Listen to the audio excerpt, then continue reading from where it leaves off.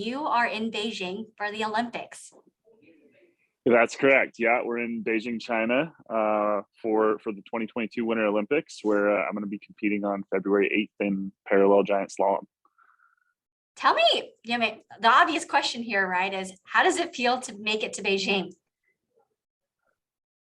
It feels amazing. I think that's the best way to explain it. But for sure, there's just a whole bunch of emotion along with it. Definitely a period of shock. Because ultimately I've only known that I was going for a little, almost 3 weeks now. So it's like you have an entire qualification period, you spend 4 years working towards this, and then it's in the last 3 weeks before the games that you find out who was named to the team. And yeah, so it's a 4-year process, and it's right at the end, right before you go, that you find out. So it's been an overwhelming 3 weeks, and it's been incredibly amazing and a total blessing. For you to make it this far, I mean, what does that mean to you? I don't think I'm going to be able to properly appreciate that probably for another couple of years. I think it's going to be something that grows on me because when I start to unbox like my life trajectory and the different paths I've taken and the places I've been and the way that I got here, it's a lot to comprehend in one sitting, even for me. Even when I watch like the mental video of where I started and where I am now, it's like, wow, it'll bring me to tears faster than most other things will. So it's pretty overwhelming, and it means a whole lot to me. It's pretty special to be here. For you to make it here, I mean, talk to me about your past. I know, so you are from California, correct? And then you moved to Bonners Ferry for how long? And just tell me about your past and what you were doing there and how it helped you get here. Sure. Yeah. So I was born and raised in a small mountain town in Northern California called Mount Shasta, town of about 3,500 people at the base of a gorgeous 14,000 foot mountain. Had a really amazing childhood and upbringing, just a super wonderful family, lots of love around me. And in my high school years in Mount Shasta, I made some poor decisions that were leading me down the wrong path. And I was lucky that my parents were keeping a watchful eye over me, and they noticed that, and they took the opportunity to try and give me some help to straighten out my story and straighten out what I was choosing to do with my life. And that looked a lot like getting dragged up to Northern Idaho for the first time in my life, to a little town called Bonners Ferry, which has quite a bit in common with my town from home. But yeah, I started a year-long program of therapeutic boarding school in Bonners Ferry at a place called Northwest Academy, which is now closed. But it's a boarding school with therapy for at-risk youth. Kind of an opportunity for families to send their children to a place that has all the resources and all the professional staff who can help support children who are struggling through whatever issues they're struggling with, and kind of meet them in that place, rather than not really knowing what was going on. My parents said, hey, let's send him somewhere where they can support him. And yeah, so I spent a year in Bonners Ferry at this boarding school, working on myself, understanding myself better. And I was blessed to get to be a part of that community and play sports for the local high school, Bonners Ferry High School. I got to play varsity basketball and varsity baseball, basketball with Coach Gordy Allure, and baseball with Coach Tom Turpin. And there's absolutely wonderful experiences being able to do that amidst the challenges that I had when I was younger, still getting that opportunity to be a part of a community and be a part of sports teams, which sports have been a huge part of my life since I can remember. So in that challenging time when I had a lot of work to do on myself, being able to still compete in team sports, it made a huge difference for me. And getting to do it in a community like Bonners Ferry, that was not just so similar to my community back home, but extremely kind, extremely open, and willing to take another one in under their wing and say, hey, you're a Badger too.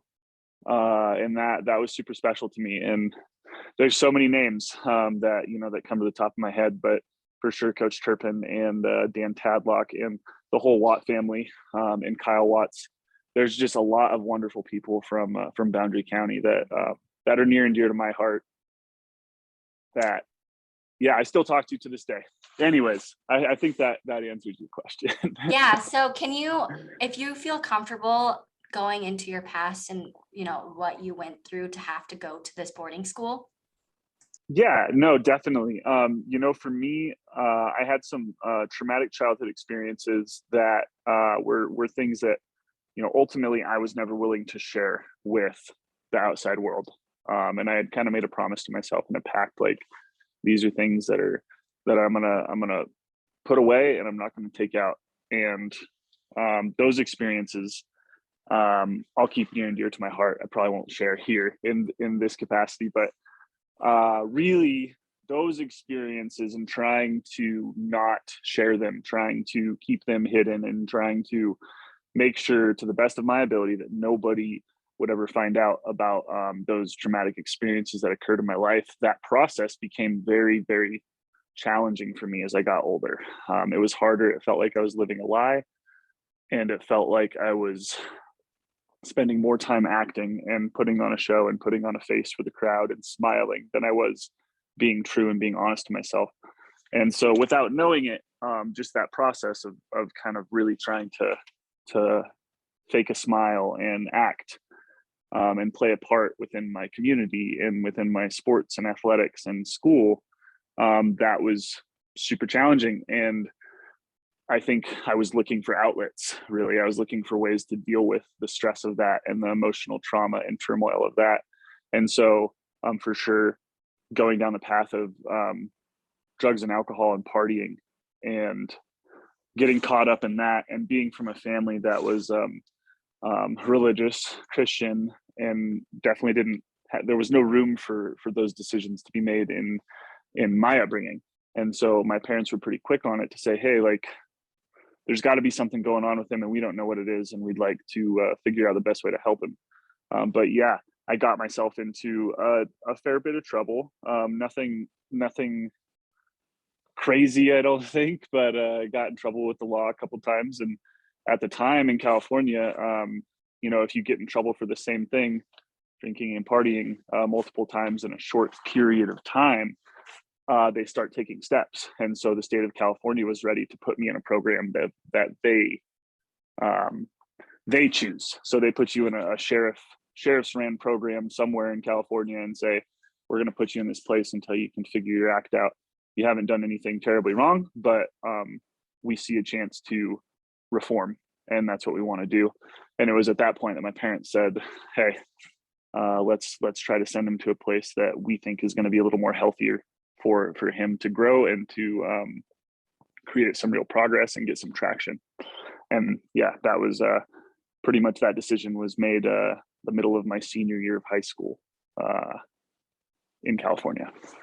So you went, so if you did that in the middle of your senior year of high school, so did you finish out, I guess, high school at that boarding school?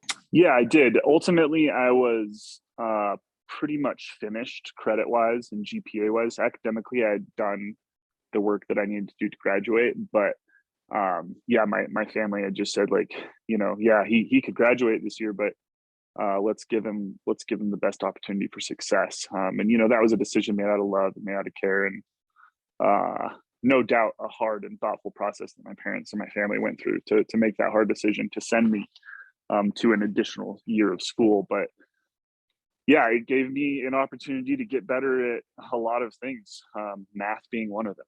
Math was never my strong suit in high school, and I had a whole year where I could focus on better understanding subjects that I struggled in, and also doing exciting projects in subjects that I loved, like writing and English. So it was like a super senior year of high school, absolutely necessary and life-changing for me.